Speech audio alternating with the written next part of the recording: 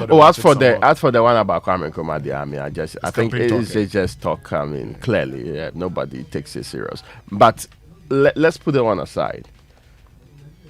In fact, in terms of leadership, I mean, forget about even Ghana alone. On the African continent, it will be difficult to find the likes of Nkrumah. So that's not really, and well, I think when you do that, you are just putting Nanado in a very in a terrible position. Nanado is doing his part.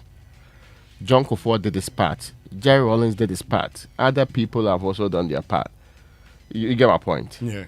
So to establish to say, oh yeah, he's no, as for that one, yeah, but that's not the kind of conversation I'm expecting from Matthew Opoku Prempeh on the day that he's been unveiled. I think it was heavily underwhelming. I don't know if he prepared to deliver the speech this way, but he appeared, one, to be repeating himself on some of the issues, two, to only be interested in saying that I'm very grateful to you guys for giving me this position. And he said, I'm very happy. He's looked forward to this exactly. So maybe he was overcome by the excitement. And so, I mean, a bit of what I was expecting him to say, I was expecting him.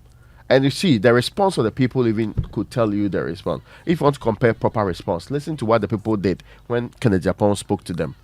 Slow tone, quietly. He was not even shouting on top of his voice like what they call it, Matthew Opoku Prempeh was doing.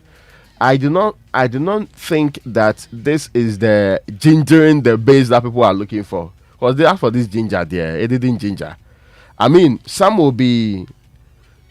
I'm just trying to put in the perspective here. Yes, he was on a rally talk. He needed to get the people to understand that there's still something to fight for as a party going into an election. He needed to get them. But even the point where he was talking about people letting go their grievances, how he couched it was even problematic. So well, especially a man who has just been advised barely 2 hours ago by the king himself that don't let it be so. I know you not to be arrogant or any other things they are saying about you. I was expecting a bit more of a calculated speech that is moving, that is going to get people into the spirit to go out there and campaign big time. This one, he was as if he was speaking to the, what do they call it, the UP people of 1923, 54. I mean, those years. But the people we saw gathering there, with to all intents and purposes, were those KNUS citizens and other people. So I'm not sure if he read the room properly. One, I'm also not sure whether he really put together or he was coached nicely to come and deliver a speech. Nobody is expecting him to be an expert on speech giving, but this is your biggest day out. The day that you are delivering something. Maybe they organize something else for him to be doing. But I was not impressed with the delivery, with the gusto, with the content, with the points he was making.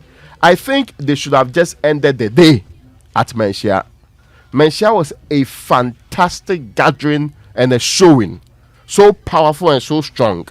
But when the other twins came in there, so this is what I feel. Yes, I mean the Menchia outdooring or introduction to a tune for me was the best part of all of this. That's true.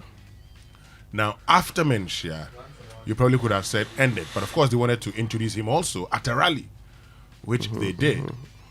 I'm sure now the handlers, because I'm told that he's on his way to Amenfi East, Napo. He's going to see Tetrete Kumwa Sechim, who is the paramount chief of the Wasamenfi traditional area. Okay. He's going to be, visiting him this morning. Yes, Tetrete Kumwa Sechim the second, a man whose, in Stewment I was present when he was in Stew. Okay.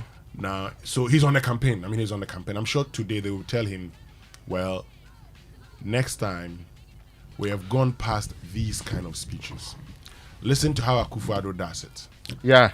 And you see, okay, maybe we are not saying experience and all of that, but Opoku Prempeh has been MP for 4 times. This is not his first rodeo. This is not the first time he's climbed the platform like that. And I was expecting, even what Dr. Bawumia said, I hope you get my point. Yeah. So I think perhaps his speech was not the way. Maybe I am judging him by other standards, or maybe this was just an introductory comment, and that this is how they envisaged he was going to speak out there. But I didn't get the point. I was expecting this format, and okay, this is my expectation, that he will deliver a moving speech, a speech that we can cut and play back, and the intent of recruiting him, that's activating a certain base. Whenever they hear that speech, they will be, wow, there is fresh energy and there's fresh connection for us to move on. By what he said and by what Kennedy Japan said, it appeared to me that if there was an opportunity to make changes, maybe Opoku Pempe should be asked to sit aside so that Kennedy Japan takes over, because he appears to have a better connection with the people.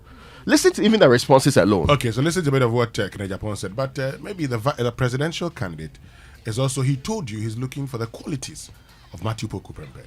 So that's what he was looking for. But listen to what Kennedy Japan said. Femin free party munkwadi men timin kasa party ni yadia men kobi ana men kasa media men kan crash na mo e party empanfo nso a mudi party nanem ama grassroots no abufu abamu no mufri ha na monfra grassroots. Yes, then he proceeds to now come to say, listen, this is still a better party than the other one. Yeah. So he does some introspection. He moves on to now give advice. Then he now says, let's make sure that we do not allow the alternative, which is scary, to actually come in. That is more motivating than ignoring and saying that if you think that there's a problem somewhere, forgive everybody, okay? But the problem people are having with you say forgive me. What is the difficulty in saying that?